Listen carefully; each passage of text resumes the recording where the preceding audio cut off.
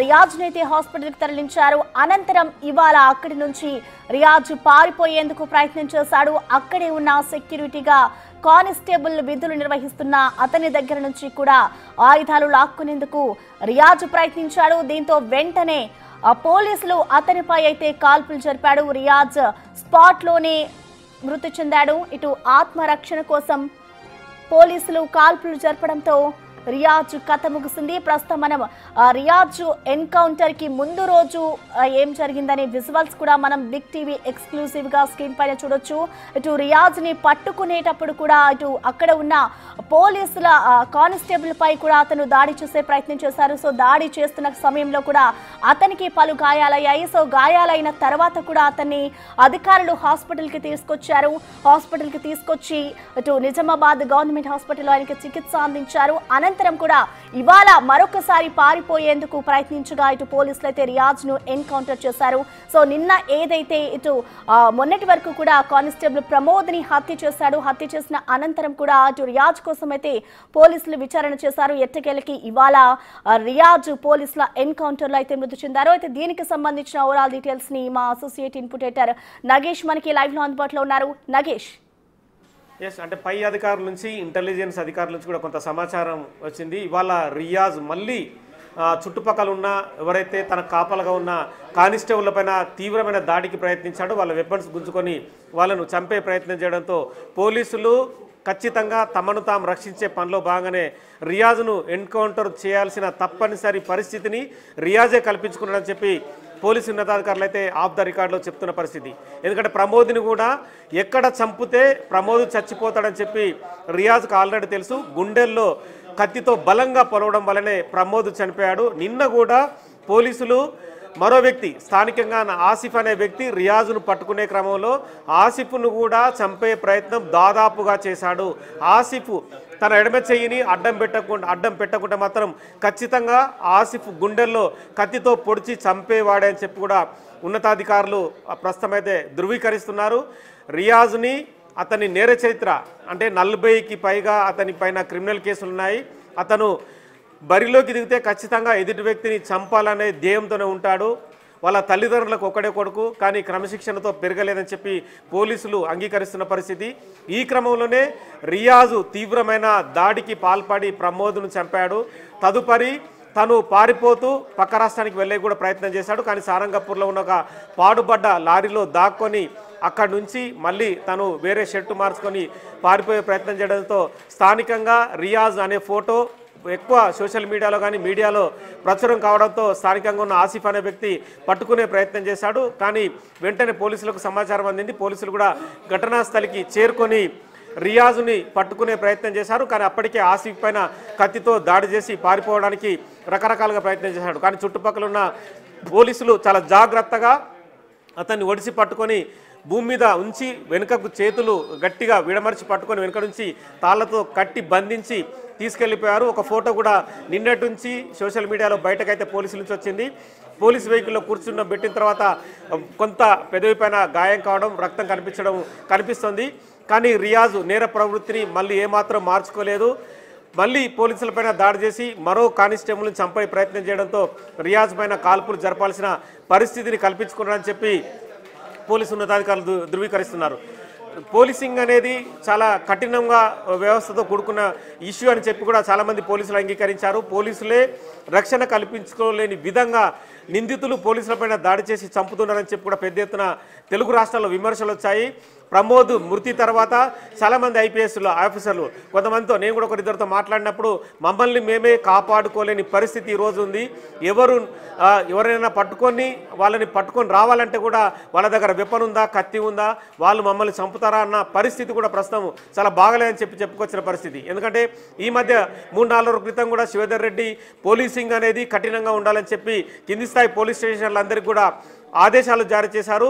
నేరస్తుల పట్ల ఖచ్చితంగా అంటే ఫ్రెండ్లీ పోలీసింగ్ అనేది కేవలం ఎవరైతే బాధితులున్నారో బాధితుల పక్షనే ఫ్రెండ్లీ పోలీసింగ్ ఉండాలి. కానీ నేరస్తుల పట్ల మాత్రం ఖచ్చితంగా కఠినమైన పోలీసింగ్ని అవలంబించాలి. నిందితులు నేరస్తులు కానీ టెర్రరిస్టులు కానీ ఎవరైనా సరే వాళ్ళ పట్ల మాత్రం వాళ్ళ ప్రవర్తన కానీ వాళ్ళ వ్యవహారశాలి ఏమాత్రం తేడా ఉన్నా కాల్చి పరాయాల్సిందన్న యాంగిల్లో కూడా శ్రీధర్ రెడ్డి వాళ్ళందరికీ మెసేజ్ ఇచ్చారు. ఎందుకంటే ఇప్పటికే ఫ్రెండ్లీ పోలీసింగ్ ద్వారా చాలా ఇష్యూస్ వెలుగులోకి వచ్చాయి.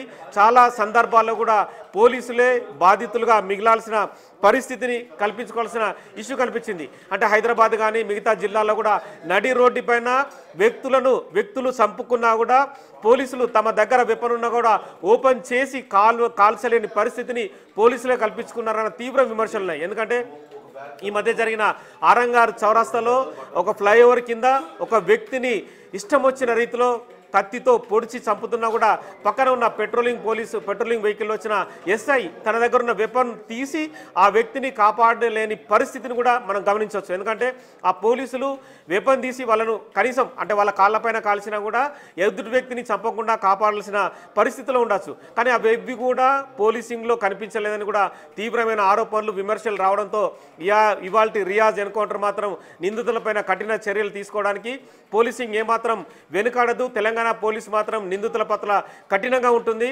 వాళ్ళని అవసరమైతే ఎన్కౌంటర్ చేయాల్సిన పరిస్థితిని వాళ్ళే కల్పించుకుంటున్నారు. కాబట్టి ఎన్కౌంటర్ అన్న సమాధానం మాత్రం ఇవాటి రియాజ్ ఎన్కౌంటర్తో స్పష్టమైన సమాధానాన్ని అందజేశారు. ఎందుకంటే నిన్న నిజామాబాద్ సిపి సాయి చైతన్య కూడా తన మాటల్లో తీవ్రమైన ఆవేదనను వెలుబుచ్చాడు. చుట్టుపక్కల చాలా మంది జనాలు ఉన్నారు, కానీ ప్రమోద్ని ఏ ఒక్క వ్యక్తి కూడా కాపాడలేకపోయారు. అంటే మానవత్వం నగేష్, మీరు ఒకసారి అలాగే హోల్డ్ లో ఉండండి. ఇటు ఏదైతే రియాజ్ ప్రభుత్వ ఆసుపత్రిలో చికిత్స అందిస్తున్నారో సో అనంతరం కూడా ఆయనని ఎన్కౌంటర్ చేసి మృతి చెందాడో. ప్రస్తుతం రియాజ్ హాస్పిటల్లో మృతదేహం అయితే ఉంది. సో అక్కడ ఉన్న సంఘటనని పరిశీలించేందుకు కూడా ప్రస్తుతం నిజామాబాద్ సిపి కూడా అక్కడికి చేరుకొని అక్కడ అన్ని విషయాలను కూడా పర్యవేక్షిస్తూ ఉన్నారు. అసలు ఎన్కౌంటర్ కి సంబంధించి కూడా అన్ని వివరాల్ని ఆయన అడిగి తెలుసుకుంటూ ఉన్న విజువల్స్ ని అయితే మనం చూడొచ్చు. ప్రస్తుతం నిజామాబాద్ ప్రభుత్వ ఆసుపత్రికి అయితే సిపి చేరుకున్నారు. ఇటు రియాజ్ పై అయితే ఇటు పోలీస్ శాఖ కాల్పులు జరిపింది.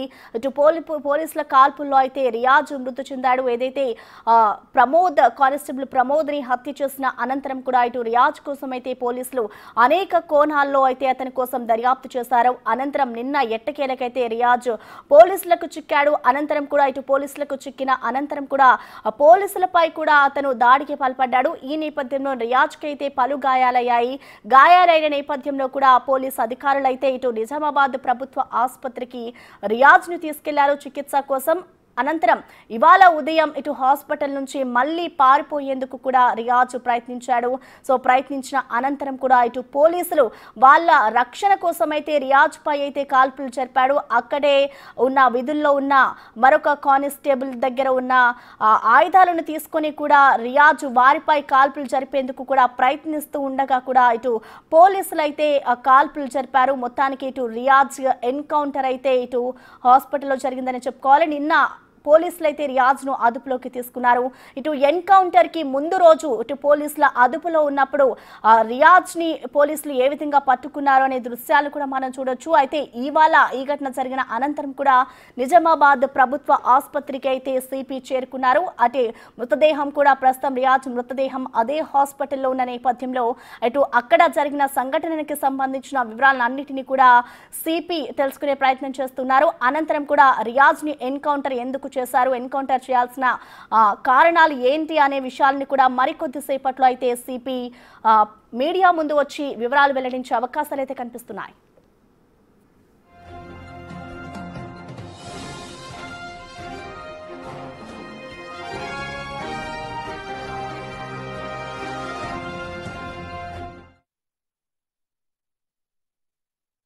మరిన్ని అప్డేట్స్ ఈ ఘటనపై మరిన్ని అప్డేట్స్ అందించేందుకు కూడా మా అసోసియేట్ ఇన్పుట్ ఎడిటర్ నగేష్ మనకి లైవ్ లోనే అందుబాటులో ఉన్నారు. నగేష్, మనం చూస్తున్నాం ఈ ఘటనకి మొత్తానికి కూడా అంటే రియాజ్ కోసం ఎప్పుడైతే ఇటు కానిస్టేబుల్ ని హత్య చేస్తారో అప్పటి నుంచి కూడా అతని కోసం అనేక కోణాల్లో దర్యాప్తు చేశారు. అనంతరం ఇవాళ కానిస్టేబుల్ ఇటు పోలీసుల అదుపులో ఉన్న అనంతరం కూడా ఎన్కౌంటర్ కు గురయ్యాడు. కాబట్టి ఇటు రియాజ్ కథ మొత్తానికి ముగిసినట్లే అనుకోవచ్చా?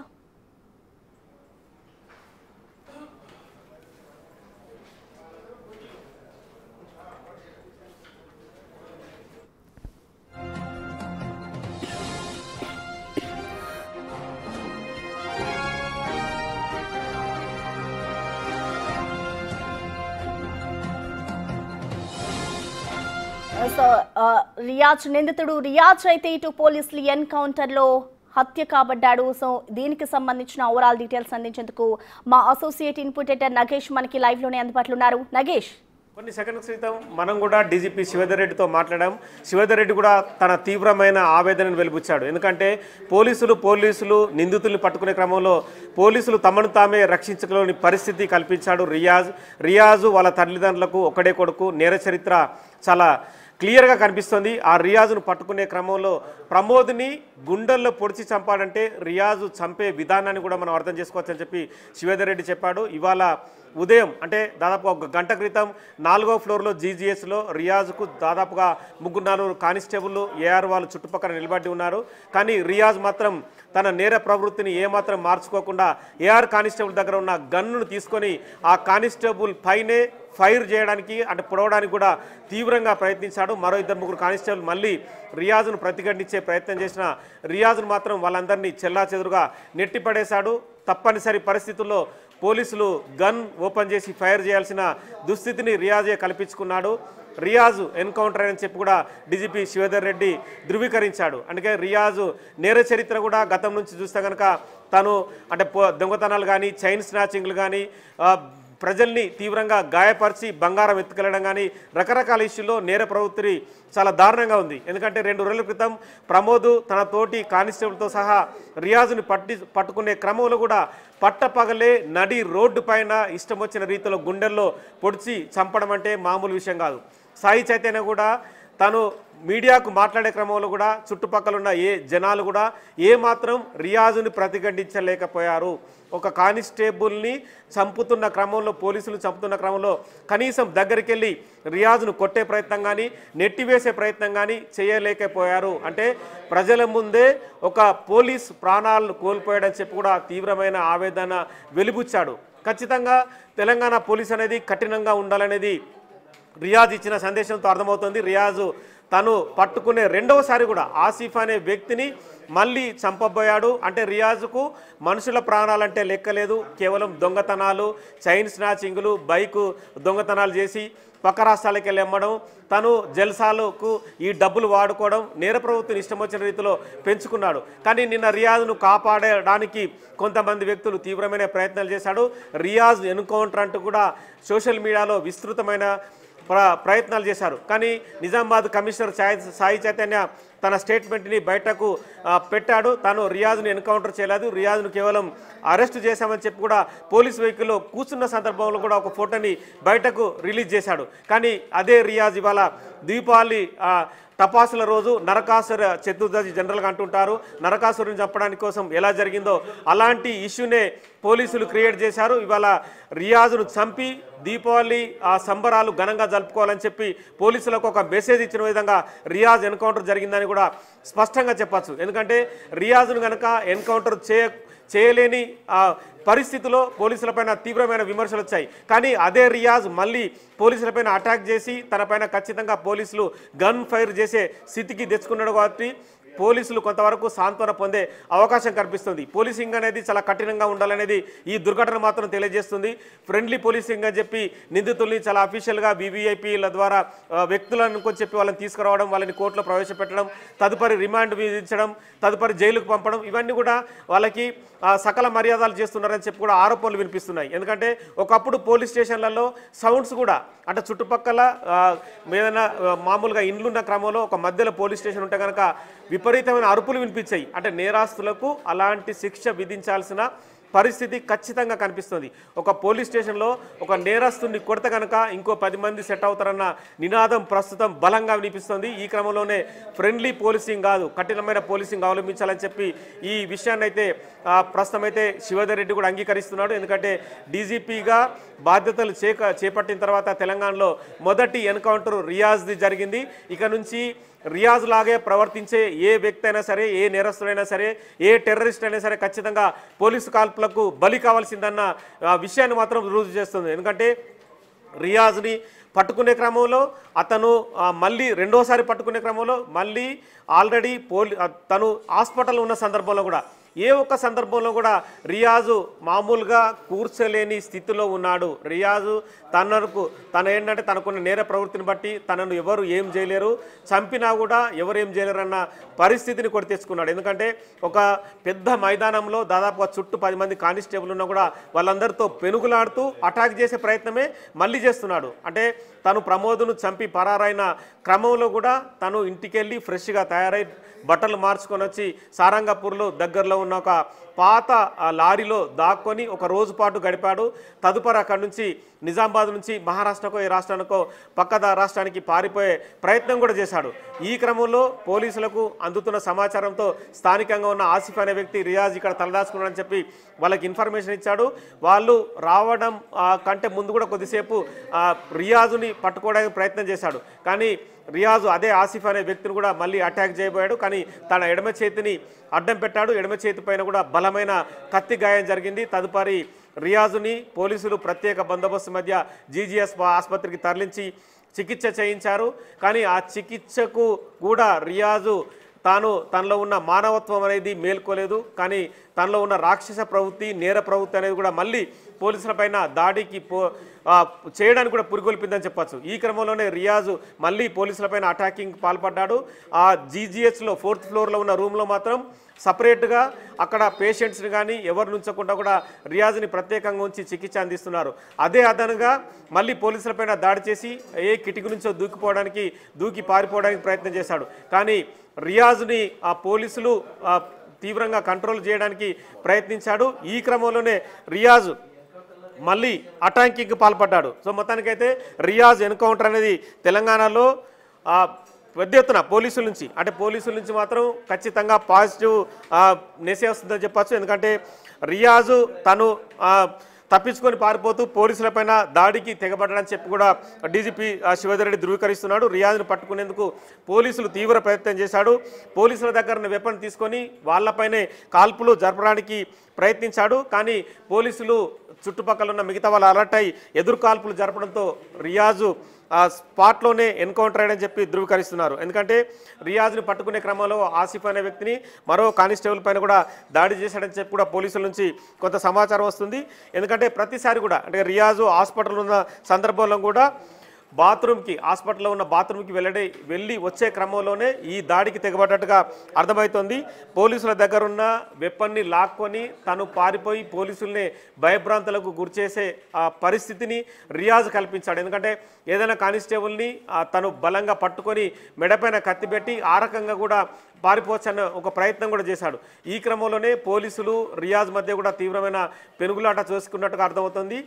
చుట్టుపక్కల ఉన్న కొంతమంది ఎక్స్పర్ట్ అంటే కానిస్టేబుల్స్ కొంతమంది ఉన్నారు. అంటే ఎస్ఐబికి సంబంధించిన కొంతమంది కానిస్టేబుల్, ఎందుకంటే రియాజ్ కర్రగట్టిన నేరస్తుడు కాబట్టి ట్రైనింగ్ అయిన కానిస్టేబుల్నే భద్రతగా పెట్టారు. ఈ క్రమంలోనే వాళ్ళు షార్ట్ వెపన్ ఓపెన్ చేయడంతోనే రియాజు 3-4 రౌండ్లు కాల్పులు జరపడంతో చనిపోయినట్టుగా పోలీసులు అయితే ధృవీకరించారు. అఫీషియల్గా ఇంకా రియాజ్ ఎన్కౌంటర్ అయిన ఫోటోను కానీ విజువల్స్ కానీ పోలీసులు బయట పెట్టడం లేదు. ఘటనా స్థలంలో సాయి చైతన్య ప్రస్తుతం అయితే పరిస్థితిని పర్యవేక్షిస్తున్నాడు.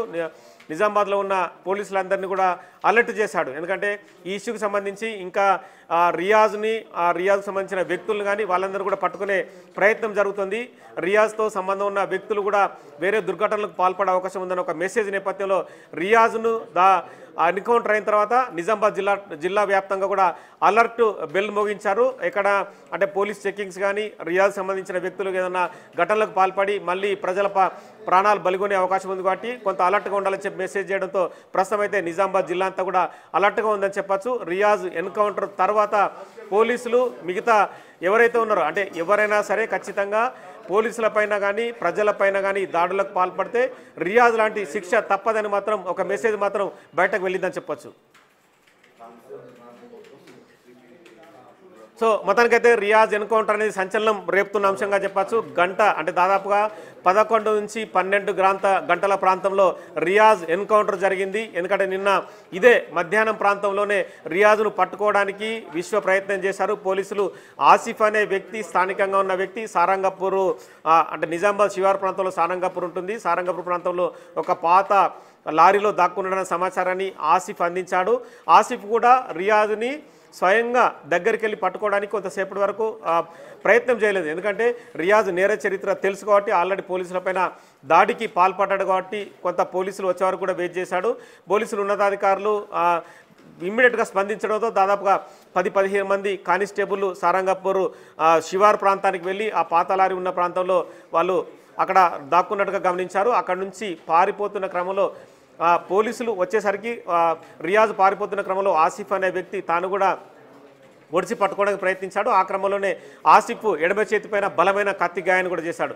తదుపరి వెంటనే స్పందించిన పోలీసులు రియాజ్ను ఒడిసి పట్టుకున్నారు. అక్కడి నుంచి తీసుకొచ్చి నిజామాబాద్ ప్రభుత్వ ఆసుపత్రిలో చికిత్స అందిస్తున్నారు. కానీ రియాజు మళ్ళీ నేర ప్రవృత్తి మాత్రం ఏమాత్రం మారలేదు. ఎందుకంటే 40కి పైగా దొంగతనాలు, చైన్ స్నాచింగ్లు కానీ ఇళ్లలోకి చొరబడి దొంగతనాలు చేయడం, అవసరమైతే తనపైన ఎవరైనా పట్టుకోవడానికి ప్రయత్నిస్తే వాళ్ళని తీవ్రంగా గాయపరచడం, బైకు దొంగతనాలు కూడా చేయడం, వాటన్నింటినీ బయట అమ్ముకోవడం, ఆ డబ్బులతో జల్సాలు చేస్తూ మళ్ళీ హాయిగా జీవించడం. ఎందుకంటే అతను జైలుకు వెళ్ళి వచ్చినా కూడా అతనిలో నేర ప్రవృత్తి ఏమాత్రం మారలేదు. రియాజ్ అనే వ్యక్తి నిజామాబాద్లో కరడుగట్టిన చైన్ స్నాచర్గా, కరడుగట్టిన దొంగగా పేరు మోసాడు. పేరు మోసిన వ్యక్తి కోసం పోలీసులు గాలించారు. అతన్ని పట్టుకోవడానికి ప్రమోద్ అనే కానిస్టేబుల్ కూడా తీవ్రంగా ప్రయత్నించి నడి రోడ్డుపైనే పట్టపగలే అతను ప్రాణాలు కోల్పోయిన పరిస్థితి. ఇవాళ నిజామాబాద్లో జరిగిన ఘటన అనేది కూడా బిగ్ ఇష్యూనే. ఎందుకంటే ఖచ్చితంగా తెలంగాణ